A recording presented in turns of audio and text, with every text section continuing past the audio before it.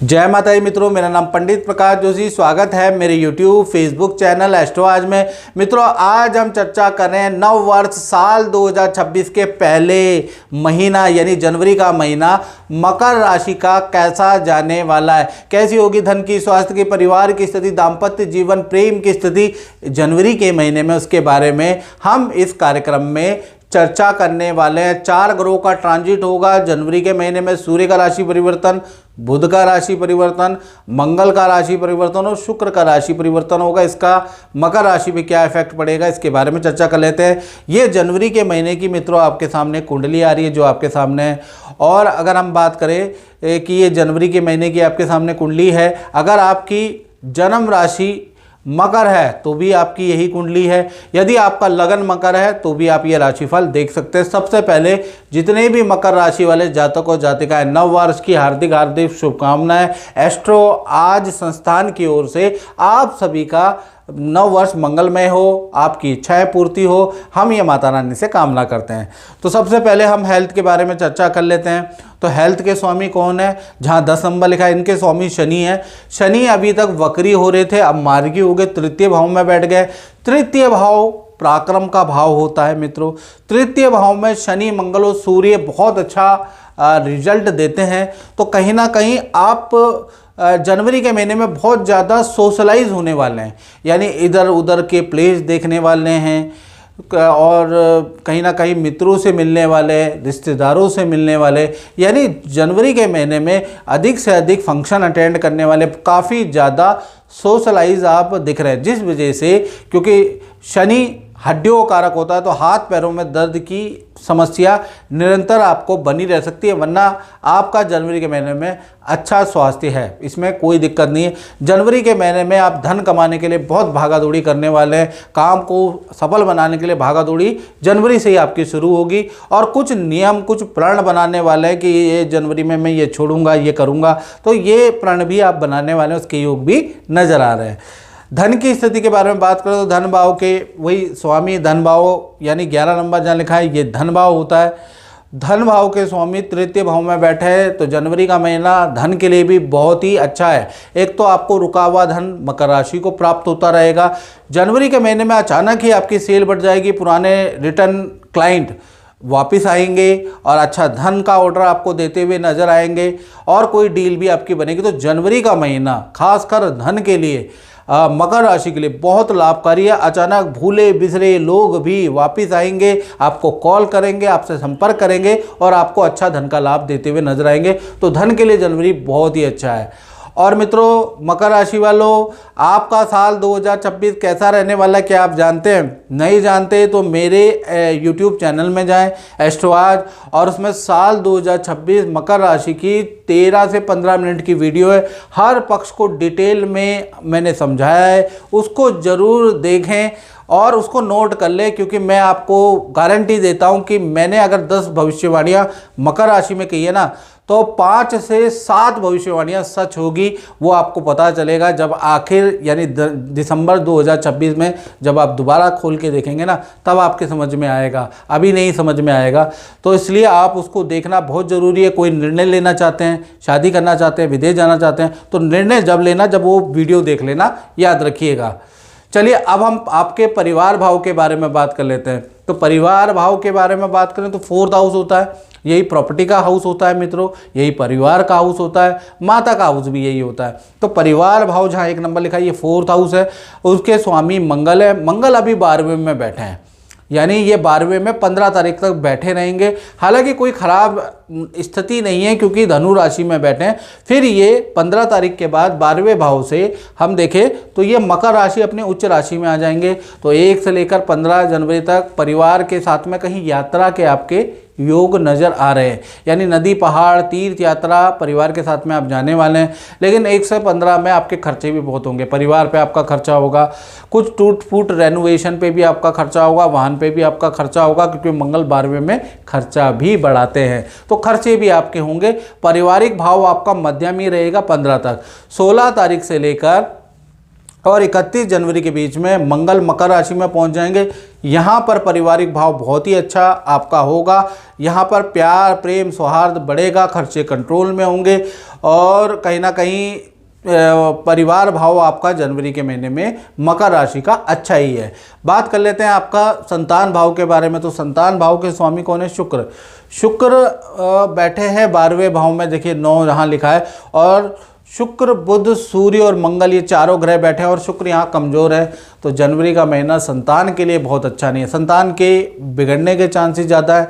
संतान उल्टी सीधी आपसे जिद करेगी, धन मांगेगी, ये दिला दो वो दिला दो, तो इस तरह की चीज़ें संतान ज़्यादा करने वाली है। संतान का फोकस जनवरी के महीने में पढ़ाई पे होगा ही नहीं, बार बार पे डांट पड़ेगी। तो कुल मिला के संतान से आप परेशान रहेंगे जनवरी के महीने में। और साथ ही साथ यदि आपकी छोटी संतान है तो कहीं ना कहीं उनको ईएनटी से संबंधित या नेत्र या स्किन से संबंधित प्रॉब्लम भी रह सकती है। तो कुल मिला के जनवरी का महीना संतान के लिए बहुत लाभकारी नज़र नहीं आ रहा है। संतान की जिद से, संतान की लापरवाही से आप परेशान रह सकते हैं।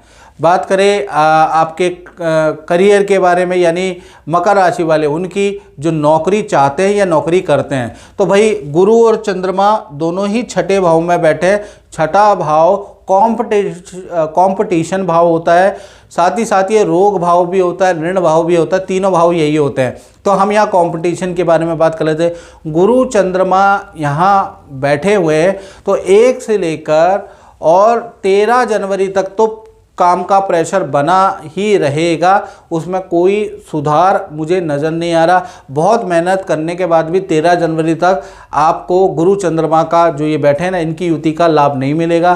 13 जनवरी तक आपके कार्यों में विघ्न बाधा ही रहेगी। आप ये महसूस करेंगे जो काम आपको दिया जा रहा है सीनियर द्वारा उसमें गलतियाँ होंगी, या फिर कोई सेल नहीं हो पाएगी, या ऑर्डर नहीं मिल पाएंगे, बहुत अच्छे काम को सही तरीके से आप कर नहीं पाएंगे। ऐसा रहेगा आपका 13 जनवरी तक। कुछ ना कुछ भाग्यवश गड़बड़ी रहेगी, कार्य में बाधा ही बाधा रहेगी।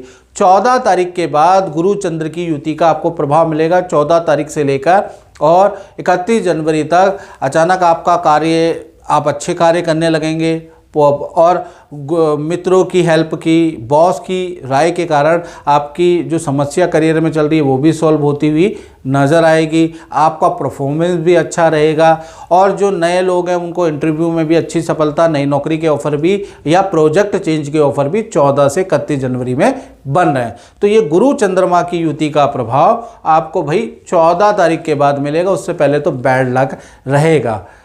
अब बात कर लेते हैं मकर राशि के दाम्पत्य जीवन की। और दाम्पत्य जीवन से पहले मित्रों, यदि आपको 99% एक्यूरेसी के साथ यदि आपको जानना है तो आपको 7210124289 ये जो मेरा व्हाट्सएप नंबर आ रहा है इस पर कॉल नहीं करनी, इस पर व्हाट्सएप करनी है। Date of birth, time of birth, place of birth भेज कर आप मुझसे टेलीफोनिक अपॉइंटमेंट ले सकते हैं। और टेलीफोनिक अपॉइंटमेंट की फ़ीस यूट्यूब की हिस्ट्री में सबसे कम है, यानी लेबर रेट से भी कम है, एक दिन की दिहाड़ी से भी कम है हमारी टेलीफोनिक फ़ीस। वो आप पे करके मुझसे टेलीफोनिक उपाय ले सकते हैं, मंत्र ले सकते हैं, कुंडली दिखा सकते हैं, वो टेलीफोनिक रूप से आप दिखा सकते हैं। तो अब हम चर्चा कर लेते हैं दाम्पत्य जीवन की, यानी प्रेमी प्रेमिका, पति पत्नी, मकर राशि वाले कैसा रहेगा। तो भाई देखा जाए तो सप्तम भाव के स्वामी चंद्रमा छठे भाव में बैठे हैं और गुरु चंद्र की युति यहाँ बन रही है। वही 1 से लेकर और 14 जनवरी तक पार्टनर, पति पत्नी या प्रेमी प्रेमिका का किसी तीर्थ यात्रा में जाने के योग है, हिल स्टेशन में घूमने के योग है। लेकिन वहाँ पर या तो आपकी बहस होगी, पार्टनर बीमार होगा या पार्टनर की कोई चीज़ चोरी हो जाएगी। एक अच्छे कार्यक्रम के साथ एक बुरा कार्यक्रम भी आएगा, क्योंकि गुरु चंद्र की युति छठे भाव में बन रही है। कहाँ बन रही है?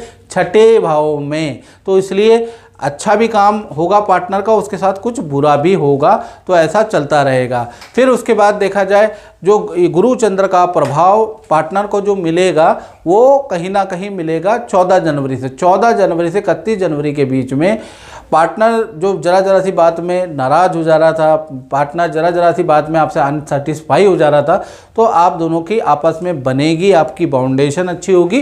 वो होगी 14 जनवरी के बाद। पार्टनर को करियर में भी कुछ लाभ होता हुआ नजर आएगा, वो भी 14 जनवरी के बाद। 14 जनवरी तक तो एक अच्छे काम के साथ एक खराब होगा, चाहे प्रेमी प्रेमिका हो, चाहे पति पत्नी हो, ऐसा ही रहने वाला है।